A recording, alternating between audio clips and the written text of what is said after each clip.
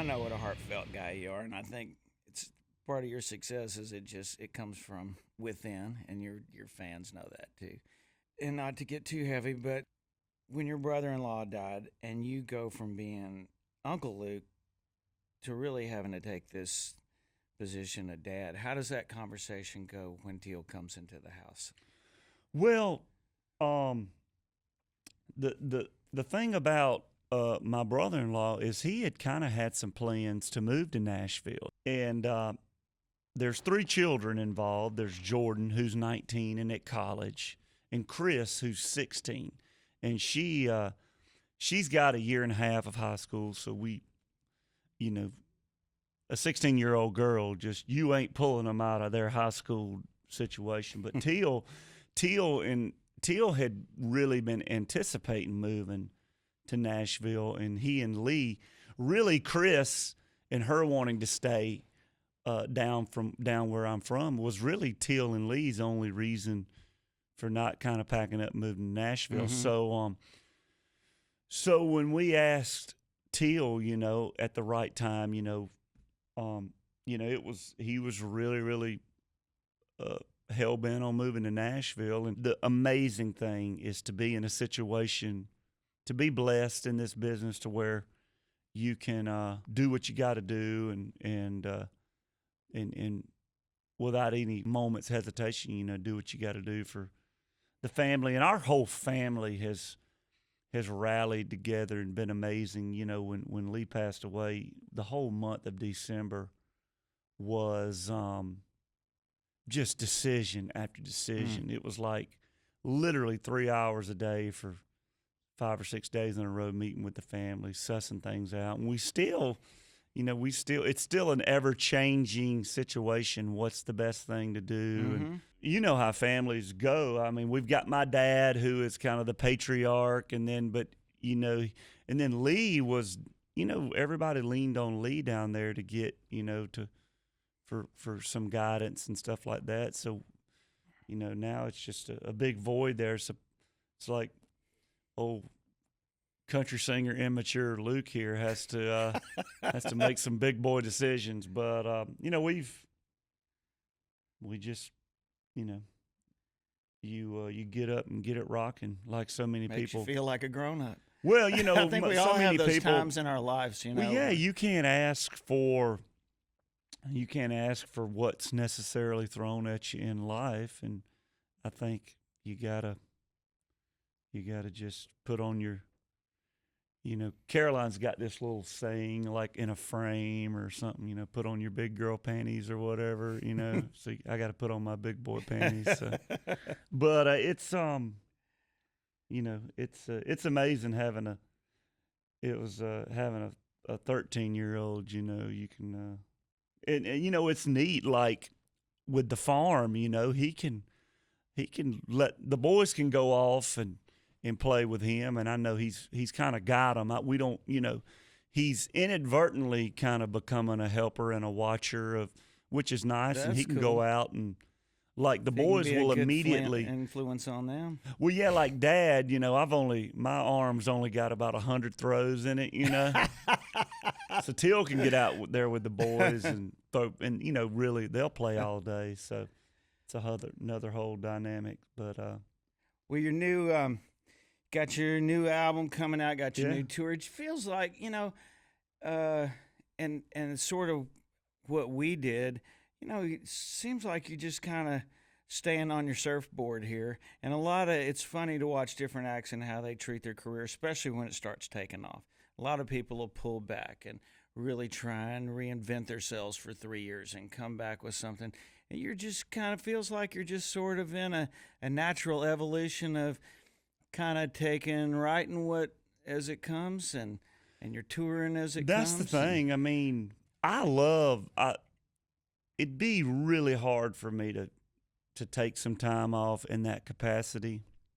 I don't get out on the road because there's all this money to be made. I get out on the road because it's fun. It's fun.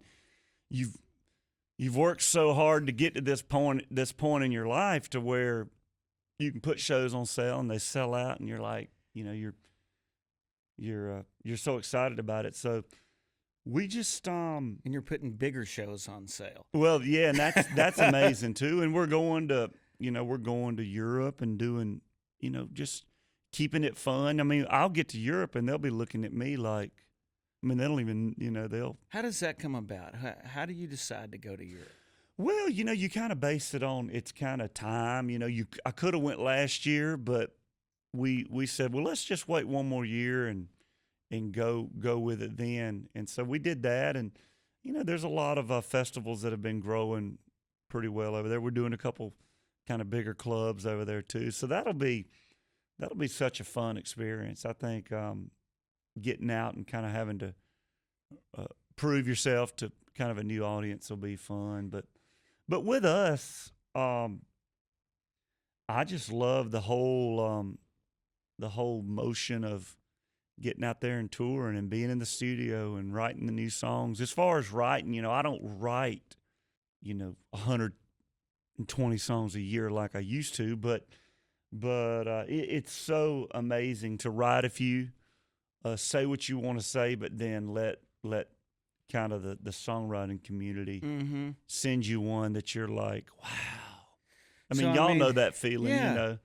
Like when you get in a groove, and we've all, now that we've sang 100,000 tailgate pickup songs, are we looking for a different kind of song now as writers and whatever, Yes, certainly I am. I mean, it's funny, we going into this album, I want to keep that type stuff, but yeah, it's part of your life. You don't have to. Yeah, but like you do want to move on. You want to reinvent. You want to change it and move the needle. I think you can overdo it too, and get. I don't want to get overly artsy with it and stuff like that. Yeah. Just try to stay real. Try to. It's a challenge, though, isn't it? Oh, it is. It's amazing. It gets harder. I mean. I wrote with Rodney Clawson and Luke Laird yesterday, who are arguably in the top 5 Brilliant. of they're huge writers. We sat down at about 10 o'clock and we started, and about 2 o'clock we finally got on something that I felt like could be something I put on the album. I tell people too, some days I come in and I'm on fire, and some days I'll come in and I don't want to be there. But then your buddies will call you out on it, and they're like, sit your butt down and focus. And some days they're on fire, and it's time to let them steer the ship. And then some days they can tell I'm passionate about something, and heck, their job is to. It's like hunting, man. It's what makes it fun. Yeah. Never know what's going to happen. I'm excited. Spring Break came together.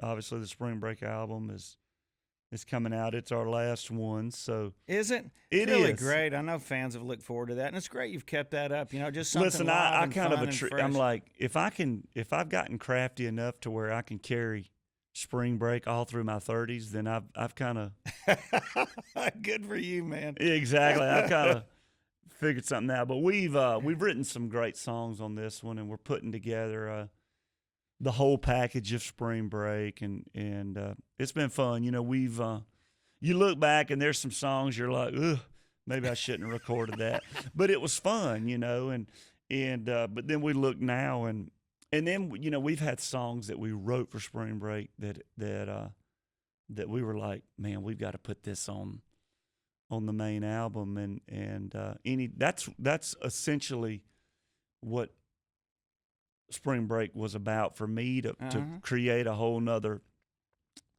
kind of like an alter ego of creativeness. And if something branches out, if one big hit comes from working on Spring Break albums for 6 or 7 years, good for your soul anyway, man. It's good. Yeah. Georgia boy, you need to get out on the beach every now and then, just part of your world. It's fun. Well, thanks for coming in, buddy. It's great to see you. We could show sounds awesome. I know.